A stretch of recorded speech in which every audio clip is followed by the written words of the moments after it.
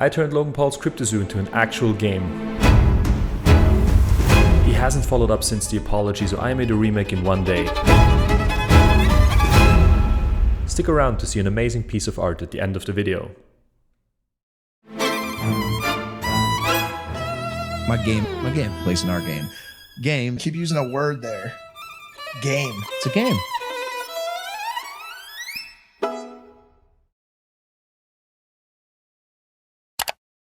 What the hell? By now, we've heard a lot of explanations of how Cryptozoo was supposed to work, but here's a quick rundown in case you missed it. First, you buy zoo tokens, which you can use to purchase eggs. You can hatch these eggs to receive animals, which you can then breed into hybrids. You can decide to burn animal NFTs to release the zoo tokens, and the cycle continues. But this just involves pressing a bunch of buttons. It was time to come up with my own gameplay mechanics. So I made a bunch of sketches and did some brainstorming, but ultimately settled on a card game, since it always goes well with the collecting aspect.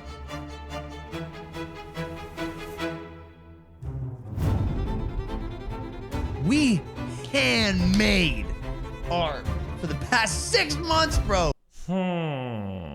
We also need some of that handmade art Logan bragged about. I recently made some 3D models for an upcoming video, but wasn't sure if this was the right approach here.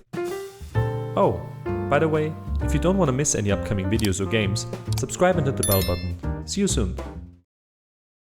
Ultimately, I decided to go for a pixel art style, because I wanted to capture that Pokemon nostalgia from back in the day. There's an issue though. I haven't done any pixel art in years, and the first few tries were not great. But after watching hours of tutorials, I was able to get back on track.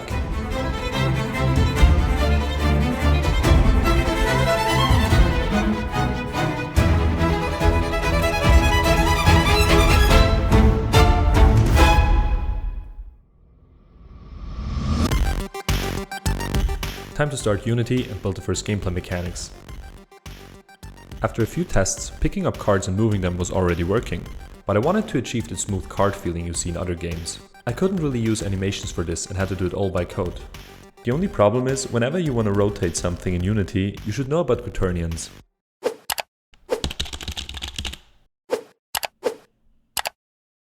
Ha! Easy. It was not that easy. So I went back to the movement code and tried to fix it. After finding the correct function, I was able to get it to work.